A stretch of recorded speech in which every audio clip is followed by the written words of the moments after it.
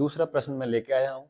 First मैंने 2 वर्ष का जो पैटर्न बताया था उस तरीके से इसको कितनी आसानी से करेंगे कि क्वेश्चन है, यदि किसी धनराशि पर 8% वार्षिक दर से 2 वर्ष का साधारण ब्याज 1,000 रुपए है, तो ब्याज की गणना वार्षिक चक्रवृद्धि आधार पर करने पर समान राशि पर समान दर से समान अवधि के लिए चक्रवृद्धि ब्याज क्या होगा। आइए जानते हैं।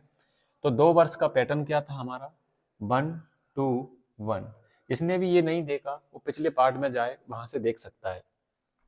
क्या है कि जब आपको प्रिंसिपल नहीं दिया हो तो मैं मूलधन मान लेता हूं यहाँ पर आपका कितना, 100 रुपए। ठीक है, 1 to 1 का फॉर्मूला के 100 का फिर मैं 8%, 100 ही क्यों माना, क्योंकि 100 का कोई भी परसेंटेज आप निकालोगे तो वही निकलेगा।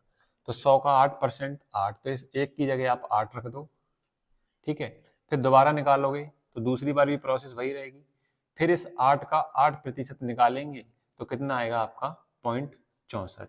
ठीक है, 8 का 8% ऐसे निकालते हैं, ये आपका 8 8 64 और 100 सिर की। ठीक है, आपको मैंने बताया था ये पहले वर्ष का ब्याज है, ये दूसरे वर्ष का ब्याज है, ये पूरा चक्रवृद्धि ब्याज है। तो आपको क्वेश्चन में क्या दिया है, 2 वर्ष का साधारण ब्याज। आप चाहो तो यहाँ 1 वर्ष का भी रख सकते हो, 2 वर्ष का भी रख सकते हो। तो मैं रखता हूं कि 2 वर्ष का साधारण ब्याज कितना है, 1,000। मेरा कितना है, 8 और 8 16। इनटू में आपसे हमेशा वो रखना है जो आपसे पूछा जाता है। पूछ रहा है कि चक्रवृद्धि ब्याज क्या होगा, तो इस पूरे को मिला दूंगा तो ये आपका क्या होगा, चक्रवृद्धि ब्याज। तो 8 और 8 16, 16.64।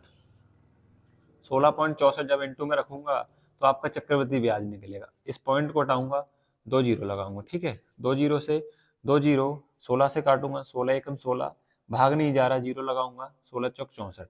104 का इंटू 10 में करूंगा तो आपका कितना आ जाएगा, 1040। ऑप्शन नंबर आपका कौन सा है, डी, 1040 की नहीं, ऑप्शन नंबर आपका डी। आई होप आपको ये समझ में आया होगा। नेक्स्ट पार्ट में मिलते हैं अगले वीडियो।